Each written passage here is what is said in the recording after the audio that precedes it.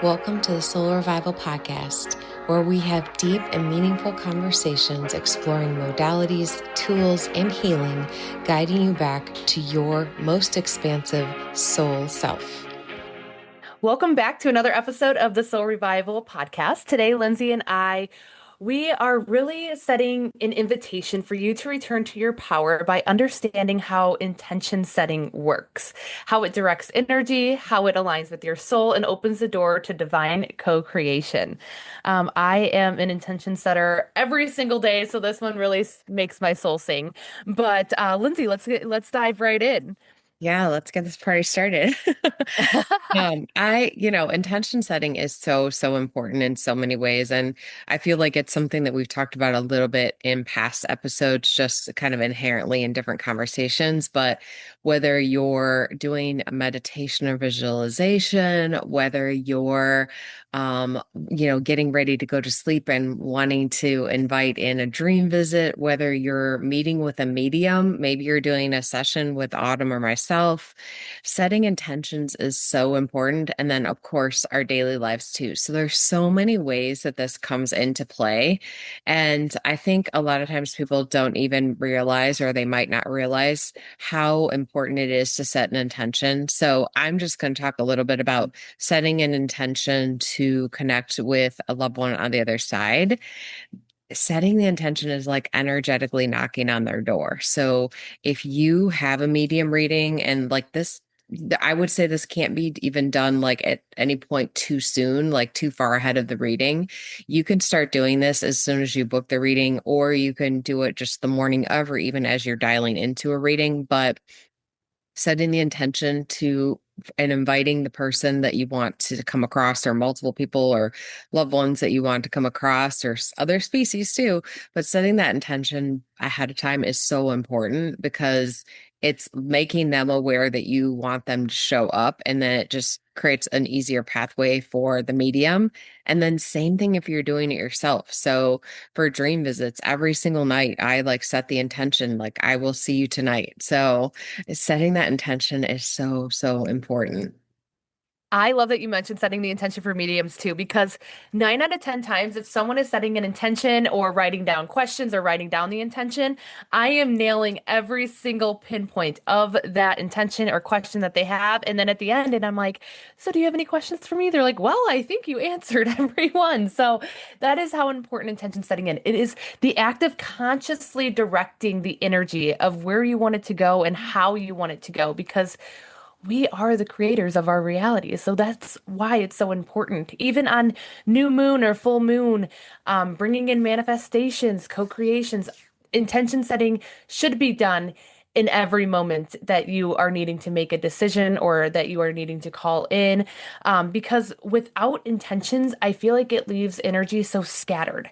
Energy is like just so scattered and it's like pinging off and it's like, where do I go? With intention, it gives that like that direct access, that it like organizes the energy and it makes it direct, and it everyone knows what it needs to do and where it needs to go. I'm so glad you said that about the client example and you having that come across in sessions, because I just had this come up last week. I have a client that I work with pretty regularly, and she never tells me, and I do all things with her. I do animal communication with her, I do chakra clearings, I do mediumship, and she never tells me which direction she wants to go ahead of the session, which is actually great because then I don't even get in my mind about it, and it's totally spirit just driving.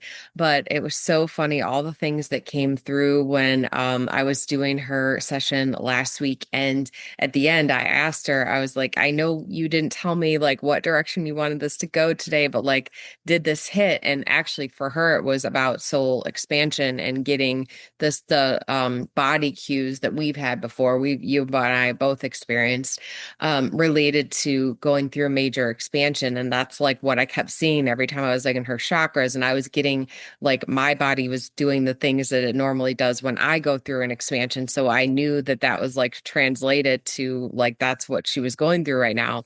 And at the end, she was like, my biggest question was about da da da. And it was exactly where Spirit had guided me. So, she obviously had sent that intention that she wanted to get an answer to that question. And, Spirit brought it right through. Amazing. I love that. I love that. We want to express deep gratitude for everybody who sponsors the podcast. It really, really matters. It allows us to invest our time, effort, and energy in bringing you the most relevant spiritual content. So if you're feeling called, please subscribe, click like, leave a review, or sponsor the podcast. We very, very much appreciate you. It's just so magical when that happens. It's something so much bigger than us each and every time, but it's fascinating. So for those who are wondering, like, okay, well, how do I set an intention? Well, actually, you know what? Spirit just showed me. There's a difference between goal setting and Oh, intention setting. yes. Yes. So do you want to dive into this a little bit, Yes. Lindsay? Yeah. Yeah. Yeah. I feel like goal setting, it's like time restricted, like you want it done by a certain time. Intentions is kind of like releasing and allowing it to come in when it comes in, when it's meant to come in.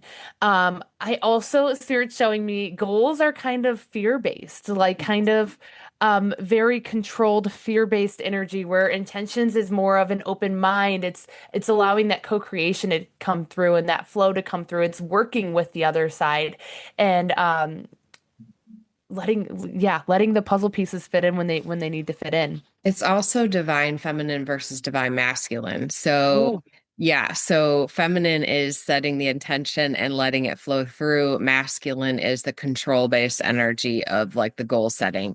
And also, I just have to say this also connects to the vision board conversation that we had. Vision board, like setting the intention and visually putting it on a board is the attention setting versus like a goal oriented would be setting New Year's resolutions. So again, very, very different energy, like love, invitation based versus fear based, restrictive. Yes. So I love that you say like ego or masculine versus divine feminine because it's literally goal is like mind driven where intention is soul led. And I feel like soul led gives permission where that mind driven puts a lot of pressure on it. Exactly. Yeah. Yeah. Oh, You're just going to let it happen. And it's not that you can set an intention and still do work to make, still do work along the way to like make things happen and be in alignment with that version of you that you are setting the intention for, or, that thing that you want to call in. You can set an intention and still do something. It's just you're leaving the larger piece. You're putting yourself on the pathway in a way that will be in alignment with what you're trying to intentionally call in, but you're not trying to manipulate results or keep like looking at what's coming and how it's coming. You're not fixated on it. You're doing things that will be in alignment with that thing, and then you're letting it go. and the abundance that comes in with that. I feel like when we allow permission to just kind of happen, more comes in for us. Like we see better results because it's allowing it's not so restricted. It's not just one-ended results. It's all of these little results plus what we're getting. Like the intention that we're setting, we're getting all of these little nuggets along the way, golden nuggets. They just said golden nuggets. And then we get the intention as well, what we are calling in. So, for those who are wondering how you set an intention, because I feel like when I was beginning, I was like, am I even doing this right? Am I even doing this right? I feel like we kind of talked over this on the vision board episode as well. But for me, when I set an intention, I first drop into my heart chakra. So I open my heart chakra. I'm feeling my emotions. I'm feeling what it would be like to achieve this intention. It also then, because you're anchoring into the belief, reprograms the subconscious mind as well. But I set the intention, I anchor into the belief. My subconscious mind, I feel like over programs any logical sense of it. And then I see the thing as if it's already happening and I let go. I don't revisit it. I don't come back to it. I completely just let it go. Like if you're holding on to helium balloons outside and you let go and they just go into the ethers, that's kind of what I do with my intention setting as well. Yeah, no, I agree completely. Yeah, it's acting as if, and if you're looking to connect like with the other side, for example, that because I'm using that example because that's something that I create an intention around every day. But you invite them in, you set the intention that I will see you, like if it's before you go to sleep, I will see you tonight in my dreams, and so be it. Let it be, like that's and what's going to happen is going to happen, and whatever magic is meant for you and messages that are meant for you that day, they're going to come through. So I think your end point is a really, really important one, is just like set the intention, make the invitation, and then let it come through. Let it come through. And it sets that frequency up. It sets that channel up. So, and just being so grateful for everything that you do receive that day at the end of the day, like being so grateful for Yes. everything that did come through. That's a really important point because I always express gratitude before I actually set the intention of having a connection. So it's gratitude for all the signs, messages, and information I got during the day. And this can be related to anything that you're trying to call in, whether it's like, something material you want to manifest, whether it's, a shift or expansion in your relationships, whether it's connection with the other side. That's a really good point. Expressing gratitude for what you have received and then setting the intention of what you would like to receive. I think that's also dropping into like the heart chakra, allowing that gratitude and that feeling to just marinate in there. Spirit's also saying that sometimes I feel like people set intentions that are like paragraphs long. They're like, keep it simple, sweet, simple, Yes. and to the point. It makes it easier to maneuver around, to bring in. Simple is the way. And also, if it's really big, it's like control based. So if you're putting down every single detail of what you're trying to call in, that's like fear-based energy because that's like you feel like you have to knit at the universe. You don't have to knit at the universe. Like just say, I want that, I'm calling in this. And please, invite in this and then leave it. Like the size, the color, the shape, all the details. It doesn't matter. Oh, I love that. I love that. Yeah, Spirit's like keep it simple. Like, and I think that the simple things are really what like gives us the biggest aha moments too. Like it's the simple things that bring us joy and even in our everyday life. Like our hearts want things to be simple and just like anchored into the present moment and in flow and just in alignment with the universe, not so much of that constrictive energy where it has to be done this way or that way or with the urgency tied to it. It really brings so much chaos when we're tied to that frequency. So like those helium balloons, just let that go. Exactly. Exactly. What's something big that you've set an intention for and that you received in this life, Lindsay? Oh my gosh, so many things. I know, right? Uh, yeah. I mean, probably the thing that's most important for my heart is like my constant connection with Roger and being able to have that open channel of communication, whether I'm awake or asleep. Like it's huge for me. It's been huge on my healing journey and it's been huge for my heart. It's matters the most of anything. But in addition to that, I've called in so many things, like, I mean, so many material things too, like where I just casually was like, oh, I'd really like a new whatever, fill in the blank. Actually, this happened to me. My blender was like being a pita, and I was like, oh, I'd really like a new blender. And actually, I'm going to go against some of the advice we just gave because in my head, I didn't ask for it or set the intention, but in my head, I visualized the color. And my mom was like, "Oh, hey, I've like randomly says to me like within a week of this, like, I just got a new blender. Do you want this one?" And it like had all the things that I had been wanting on a new one, and it was the color that I envisioned. So it was just, yeah. So if something comes to you in a vision as you're setting the intention, that very well is probably for a reason that you're seeing it in that type of way. Oh, I love that. I love that. This is another one of those stories, but this is kind of with my connection with my grandmother on the other side. So she had passed, and I don't think anyone had known that she had passed, but she used to watch me as a child, and we would always go on her treadmill. Like that was the only toy that she had for us. That and the crosswords where you would like find the words in the book. So it was either the treadmill or the crosswords, and her house was rather boring. So sorry, Grandma. She had crossed over and like within I think she passed in August. By the springtime of the next year, I was getting a ton of treadmills. Mark's boss had given us a treadmill, and then there was a treadmill I bought online for like $25. I just felt like a call that I needed this treadmill, and then we had another treadmill. So within like a month period, I got three treadmills, and I'm like, one of them I bought and then two of them were gifted. But I'm like, did I just call in this treadmill because I had purchased it? And then we had found out that my grandma had passed away. So it was like my grandma trying to get my attention and sending all these treadmills because that's really the only time I've ever really used a treadmill was at her house or, during sports in high school, but that had no relation. But spirits can also be sending you intentions of like, hey, I'm trying to get your attention here. Pay like so if you're getting a bunch of different things and you're like, where are they coming for?